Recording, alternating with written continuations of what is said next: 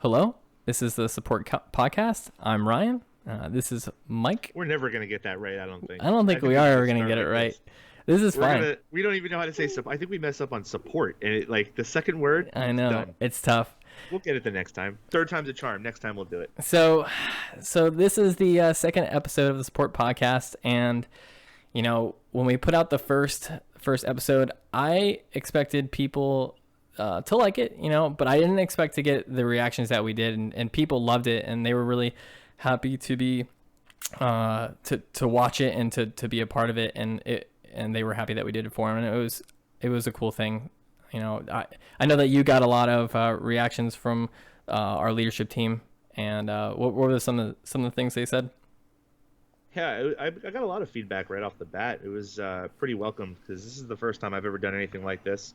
I tried to do a hockey podcast a few years ago with a buddy of mine, and it failed really quick. So it didn't even get off the ground. It's one of those times where, and I think I realize why now, because just like you said, you don't realize what goes into this. But the feedback specifically, I mean, people really loved it. One quote was, I believe it was, "They are precious." I don't know how. I don't know how. Based on the book Pushed by Sapphire. That, but we really appreciate we really appreciate that. Thanks, Michael Scott. And I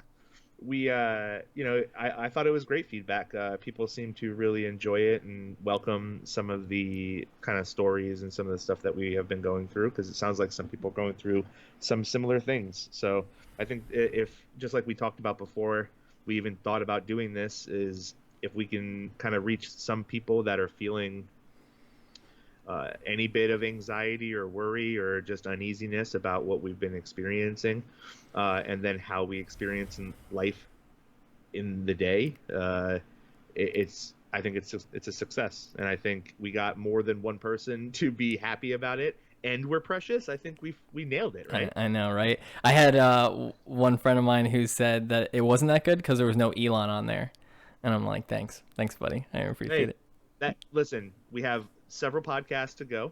I don't see an end in sight. I think this is going forever. But regardless of forever or not, Elon could be another guest. You just have to stay tuned. Maybe just wait. I mean, there's a lot that goes into making this happen, right? And that's something that I did not think about. I just, went to Mike and I was like, hey, do you want to do this? And let's just do it for our colleagues and for anybody who wants to listen. And then that was like step one. But then it moved into, all right, well then how do I record it? How do I get everything to look the way it does? And then it's like the sound, the video, and then that was one thing, and it takes hours. But then it's like the video that you have afterwards, editing it, and that was like 6 hours of trying to figure that out, because I don't have any experience doing that. I think my first experience doing any sort of recording was when I was like 13 for like a class, and it was like for a Counter-Strike, which is like a first-person shooter. It was like a montage of like me being cool in this video game, and I was super proud of myself. Yeah, I was super proud. That's actually better than mine. When I was little, the first thing, or the only time I ever had a recording, if you want to call it that, my cousin and I had moved. My cousin moved to Florida, so it was maybe 1995. So I was maybe 11 or 12, and he wanted to do a Port Richey news program, and that's what it was called, the Port Richey news program. I bet you I even have a cassette. We used an old karaoke machine that he had. It was one of those big karaoke machines back in the day, and he started it off, and I was the sportscaster, and we would have the TV up on the side, and I would read the ticker at the bottom, and because I was so into sports growing up, and he wasn't really a sports fan. And I still remember to this day, we cut the recording and never recorded again after I tried to say Tulane, and I said too late, and he thought it was a joke that I couldn't read the thing, the ticker. So he canceled it, and he yelled at me and said, "You have to say them properly. You can't say too late." And I said, "The name of it is Tulane. It's a school." And we threw out the tape, or we threw out the karaoke, and we were done with that. Yeah, you can't cut, especially like with doing this podcast stuff. This is something that we have talked about before when trying to prepare for this. It's like, that's the whole idea of the podcast, right? Is you want the format to be as natural as possible in a conversation setting. And if you get rid of the real stuff, the cuts, the mistakes, then it becomes more like, I guess, campy or showy, and I think it's harder to relate for that, right? And the other podcasts that I watch, I'm a big fan of the Jocko podcast, and I've watched a ton of Joe Rogan as well. They're, if they make mistakes and stuff like that, that's on the podcast. You can see sometimes you'll even hear them saying, "Oh yeah, we'll cut that out," and then they never do, and it's They hilarious. just don't. Yep. So that's what makes this format, in my opinion, so helpful. That's why I love podcasts and then listening to them, because they're really helpful. So yeah, I'm glad to be a part of it. Yeah, I agree. I think I'm. I wanted to start. We meet a couple of times a week and kind of discuss this. We start in the beginning of the week, and it's kind of real raw right off the bat. Don't really know exactly what's going to happen for the next show. We had our all up, and we kind of made some comments to the whole team in our support all up, which is basically all hands meeting for the whole support team, and we kind of announced everything out there. And talking about that, we just said, like, it was on a Wednesday, and hey, we're recording in 2 days. If you have any ideas, if you have any thoughts, and we got some feedback, we got some good thoughts and some good questions and stuff to go by.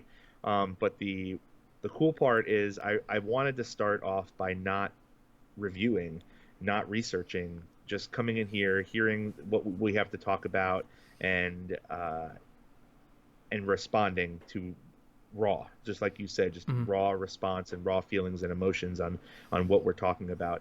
It's very hard to do, because if you're not looking around and trying to see exactly what stuff is around you to pull from, as far as information, and you're just pulling it out of your mind and you don't know what the person in front of you is going to say, it's way more difficult than getting down a list, actually putting down some stuff in order and finding out what kind of the flow of how you want to talk and stuff. So just little things that we're starting to learn. I see that you have a little bit of a background behind you. It's a little bit different than the last time. Yep, You're yep, sitting down. I feel like we learned a few things or two. yep. Yeah, the sound is Got some correct. feedback on that stuff. Yeah, we made the inputs proper, and little things like that. And the next time, who knows? Maybe I'll have a different background, and we'll start changing some stuff around to make things a little bit different. But this has been so far a lot of fun. It's been interesting. It definitely taps into kind of my limits as a human and what I want to portray and how to, I guess, show who I am and kind of who I am as a person, I guess, is scary and cool at the same Yeah, time. Because I think some people that know me and that might listen to this podcast might say, yeah, he's kind of like that, and some people are like, I didn't know he cared about any of that stuff.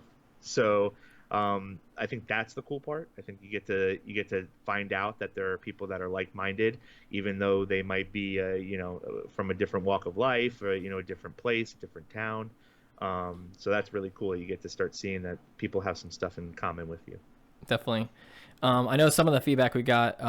People wanted us to eventually, and we're going to eventually talk about kids and dealing with the coronavirus. And either fortunately or unfortunately, Mike and I do not have any children yet, so we don't have any way to really relate with that. So the plan is eventually we're going to bring somebody on the podcast, and we can get their feedback on kind of how they're dealing with the situation while having kids, because it's pretty crazy right now. I mean, they can't go to school, and they're kind of debating whether kids should go back to school, and it's a huge burden for parents to be able to work, for those that do have jobs, from home while having their kids that are off, and you still gotta educate your children. You're the teacher in that situation. So it's going to be interesting to get somebody on there with real life experience of how they're dealing with that, and kind of getting their feedback on how they get through that. So that'll be coming up in the future. We had a lot of conversations with colleagues as we were moving over to work from home, and pretty much the running theme was exactly that. What's going to happen if we have to work from home? Before we knew that the kids were going to be kind of staying home the whole rest of the year, they were asking those type of questions. Well, what's going to happen? How am I going to be able to handle my workload? What happens if they have to homeschool and I have to take breaks? How do we handle that? And we have people that have buddies, and they'll find a way to switch, take their kids, and their best friends who basically live with them at that point. They share custody basically, and they work together so that all the adults in the house have at least 6 hours or 7 hours to be able to dedicate to work, and then each person has that hour where in the day they just watch both kids. And it's kind of like, it feels like we have gone backwards in time a little bit, to where we're a little bit more tight knit on a community level.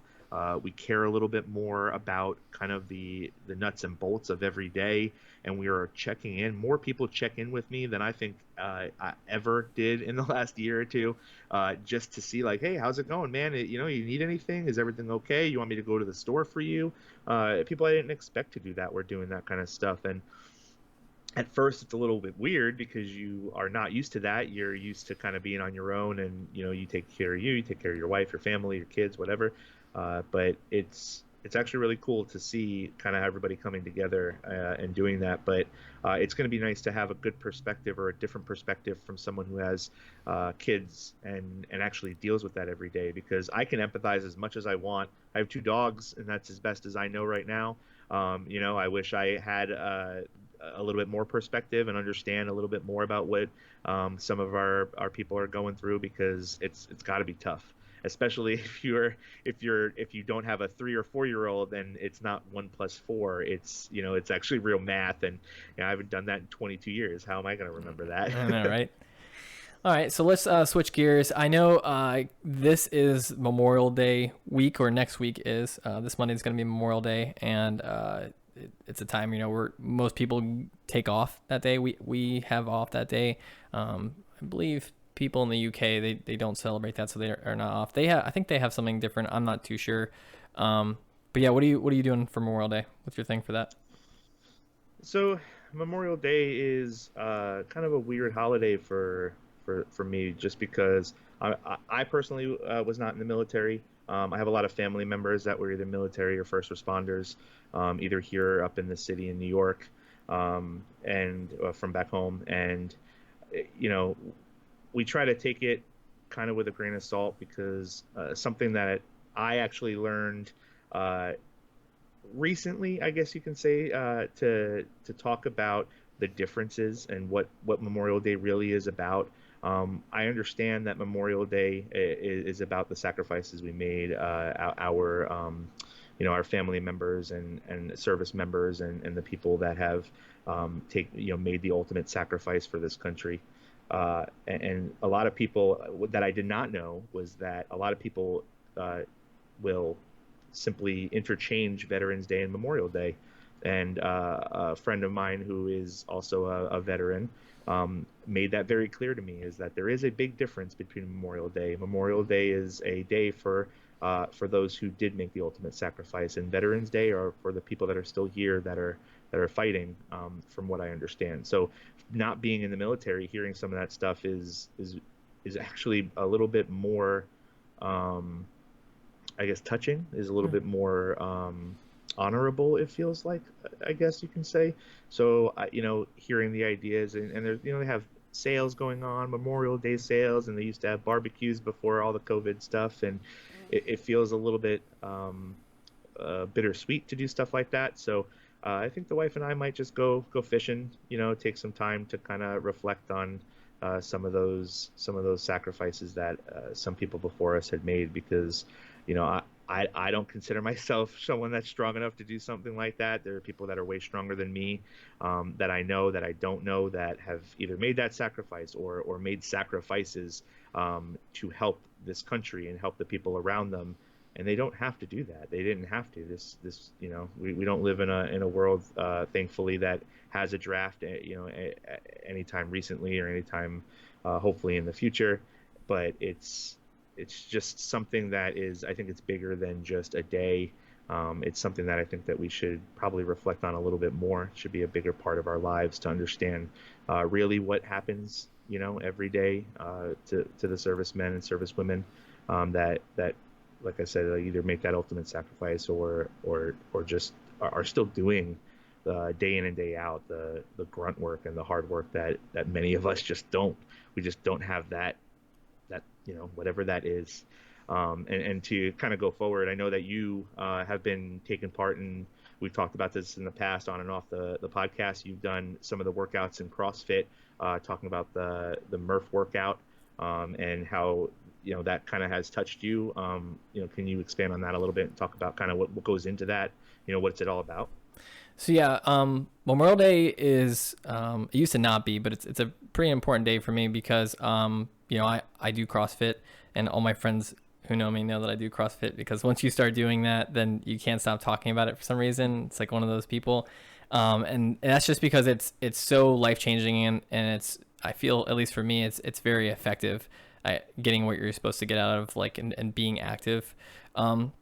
Memorial Day is a big deal because you do a workout called Murph, and that is based off of Michael Murphy, who was a Navy SEAL who passed in 2005, if I remember correctly. He was in, or as part of the story, they made a movie called Lone Survivor, and basically it was like the worst, highest toll in deaths with Navy SEALs, I think, ever. Where it was, I don't know the specific details of it, but basically there was only one Navy SEAL or one person left alive from it, and Michael Murphy made that sacrifice for the country and for his team members.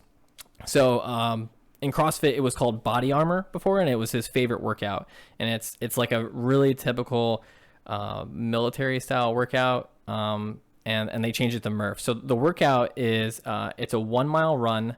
It's 100 pull-ups, 200 push-ups, 300 air squats. So that's like a squat with no weight. And then another mile run while wearing a 20-pound vest.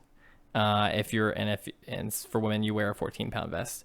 And it's supposed to be, I think the 20-pound is supposed to be like the equivalent of like the body armor that you wear. That's why it's called body armor, or was called that.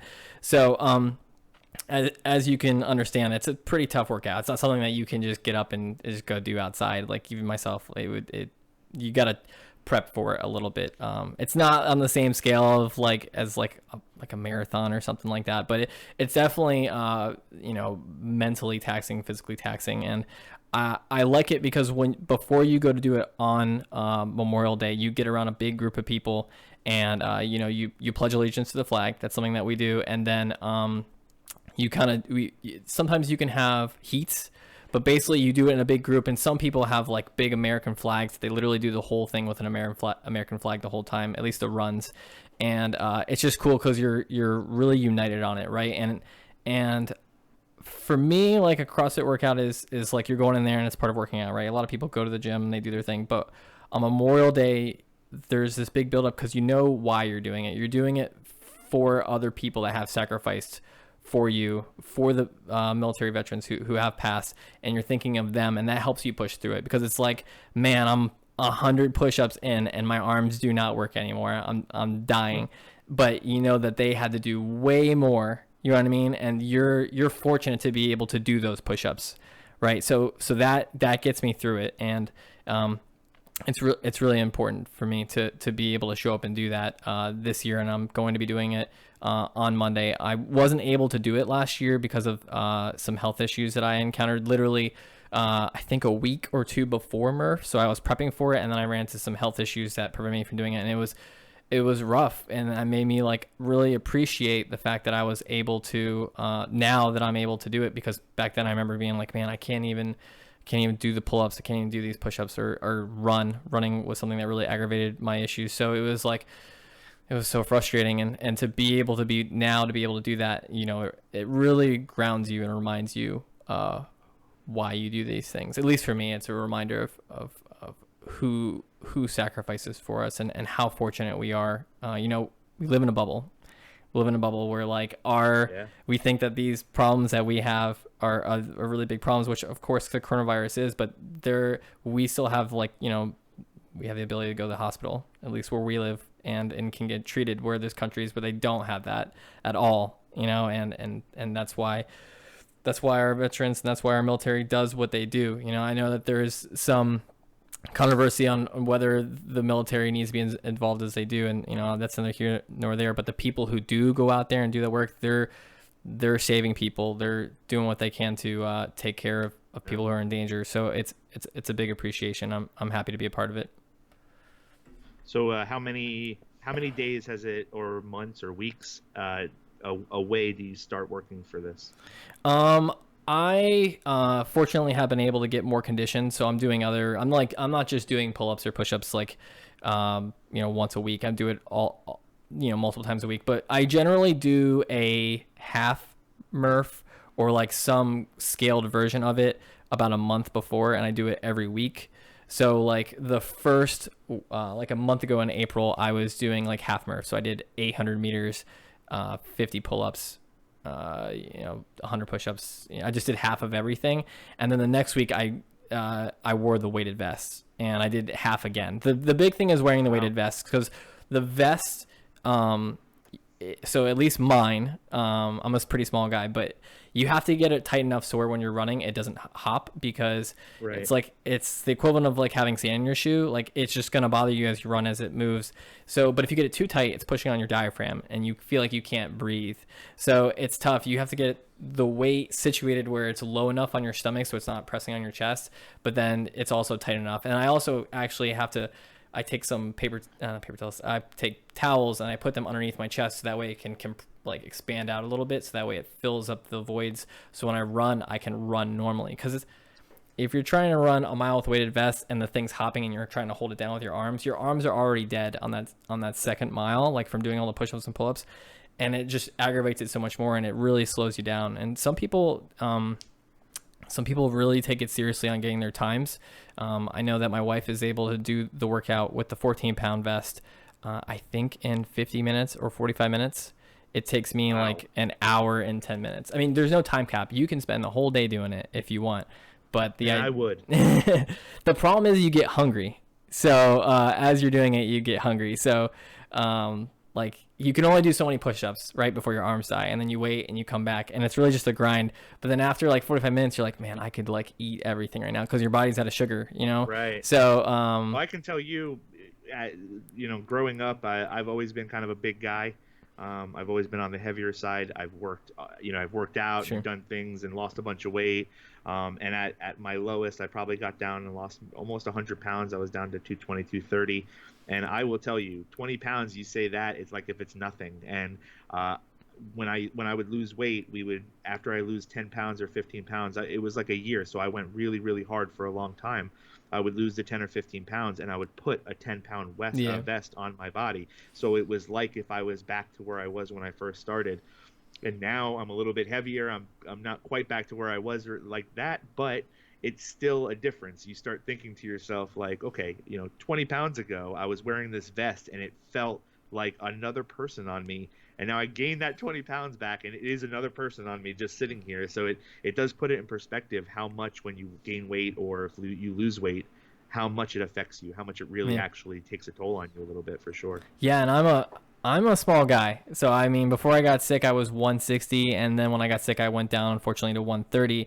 So I'm like 133 right now. So a 20-pound vest on me is substantial. Yeah, that's a lot of weight. It's a lot of weight, but you get used to it. It's that's the important part, is acclimating yourself to the heat and to the weight of it. And I'm not saying everybody should go out and do a crazy workout like this, but you are able to scale the workout, and it really helps you mentally to be able to like work up for something like this and to be able to get through it, and you feel so good when it's done. You know what I mean? And that's important, I would say. Again, coming from the limited time I did when I was working out, when I was at one point I was 23 or 24, a lifetime ago, and I would go outside and I would throw on a black hoodie and black sweatpants in the dead of summer, and it was 1 o'clock in the afternoon, and I would just run, and at 2 miles, a mile and a half of jogging and walking at some point, because after about a mile, like, you're just done when it's that hot. And then I would come back inside, and at the time I was living back at my parents' house, and my sister had come by and was like, that's gonna hurt you, you're gonna actually you could really have, you could like, you can have a stroke, there's sun poisoning, there's lots of things that can hurt you by you just putting stuff on you and running out in the sun. And I was like, yeah, okay, I'm fine, I was just a little hot. And now I'm 36 and I'm just like, I would never do that in my life now. You can do it if you prep for it. I mean, you have to, you can't surprise your body on that. Right. Yeah. So yeah, I mean, that was really what Memorial Day is for me, and that was the workout. So I'm looking forward to doing it, surprisingly. I'm sure people are. Yeah, well, good luck. Disagreeing. Yeah, hopefully we'll get a report from you on exactly how you did. Hopefully you get some numbers. You keep track and time and all that. You're going to talk to us about time? Yeah, maybe maybe I'll I was thinking about recording it, and so people can understand what it is, and maybe I'll throw it on the YouTube and people can see it. know what it's like to be able to. But yeah, we'll see. Do you have a goal? Do you have any goals set? Finish. Survive. Nice. That's where we're starting. So I don't know. Maybe my wife is gonna be like, oh, I'm trying to hit 40 minutes or something crazy. I actually just read a Reddit article where a guy did the Murph workout for a year straight, like every day. Wow. And he's 59, or no, he's 55 or something crazy. So yeah, that puts it in perspective. Yeah, if you really push your body and you're crazy, you can do anything. It's definitely one of those movements, the type of movements like push-ups, pull-ups, where if you do them enough, your body can get used to it, get the stamina to be able to put out that volume. So yeah. Yeah, I did that. Like I said, if I stop walking and running or going out and exercising, it's a huge difference. And that's a small thing. That's me just going out with my wife, taking a walk around the block a couple of days a week, or once a night or whatever with the dogs and going. But that incremental feat is really awesome to feel like when you're first jogging and you're like, you know what, I jogged for 5 seconds and then I walked the rest of the time, and people kind of giggle. And then after a month of doing that, it's like I can jog 2 miles now within a month. And they have that, right? They have the couch to 5K. Yep. They have all those they call it some people call it a gimmick, but I mean, it works. If it works for you, who cares what it does? It's like a staircase method. It gets you out there. Yeah, Right. So yeah, there's other things that we wanted to touch on before we run out of time on kind of now we're starting to open up. Like I went to the gym this week for the first time and I saw people. So it was literally the first time I've left the house in 2 months. And definitely seeing what you see on the news where people do not socially distance properly. We have some squares that you're supposed to abide to, and I abide by it. But as soon as things cool down, everybody starts grouping up and talking to each other, and it's pretty wild.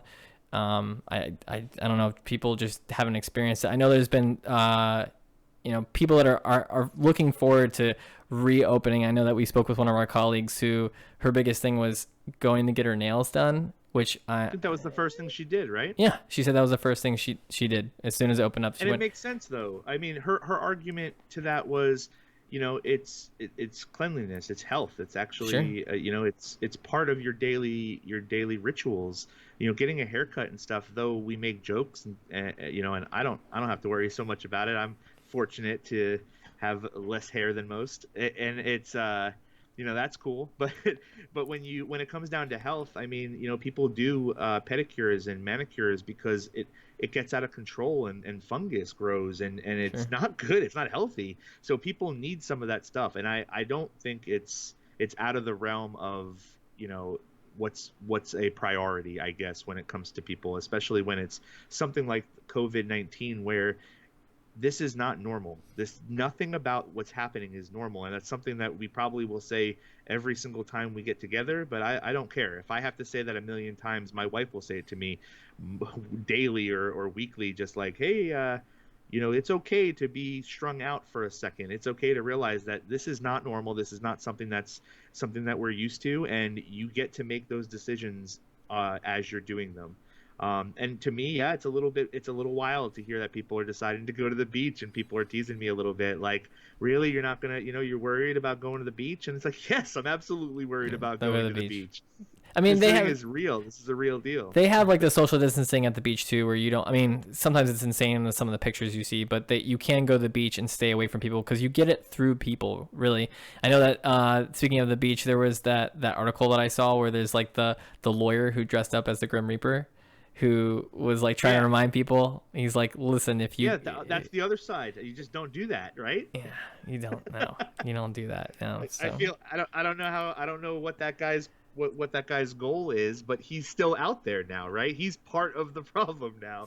Maybe he's protected with the Grim Reaper mask, so like maybe the mask helps him from getting it for a little bit. But I mean, the thing is just to take it seriously. And I need to remind myself. I mean, somebody at my gym, we have multiple locations. The other location, somebody tested positive, so everybody in that class should go get tested, and they had a deep clean. So it's definitely gave me a reality check because I was starting to get a little bit more like loose and kind of forgetting about it. But there was the other article I read that we were talking about where that nurse He's like in his 40s. He went down to Miami in March for a festival, and he's like a buff guy. He's like super buff. I think on the Reddit article, he was 190, and he ended up getting COVID, and he has been dealing with it for 6 weeks.